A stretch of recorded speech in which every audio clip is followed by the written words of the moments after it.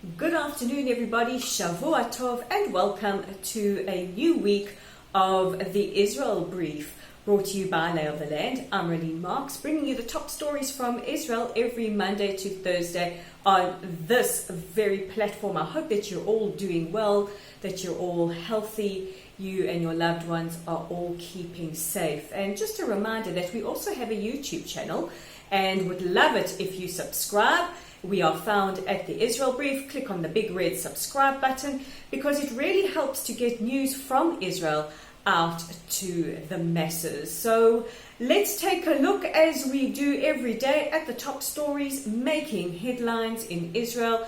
And unfortunately, as it has become the trend, the top story is the COVID-19 global pandemic and where Israel is holding. So in the last 24 hours or so, we have seen a reduction in the amount of infections, which is really good news because infections have been high over the last couple of weeks, which have prompted the government to take decisions on putting in further restrictions. And those restrictions are creating a lot of discussion, a lot of argument, and a lot of confusion, quite frankly.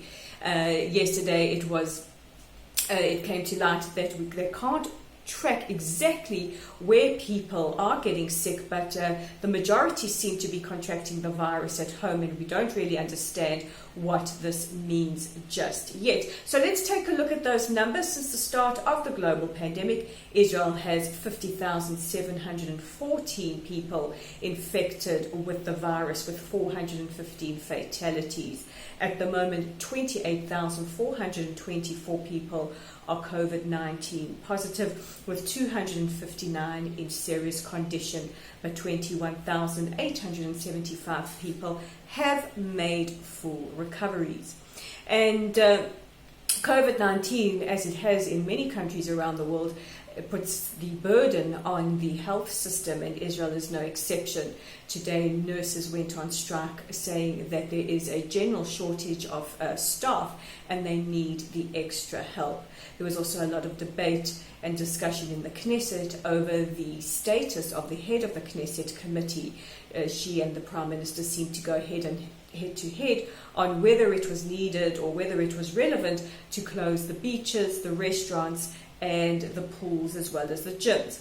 At the moment, they can only attribute 24 cases to the gyms, but gyms remain closed. However, pools have been open, and many restaurateurs across the country saying that they cannot abide with these restrictions because they just will not survive economically. And of course, a lot of criticism leveled towards the government on their handling of the economic situation. And we have seen an increase in the amount of protests.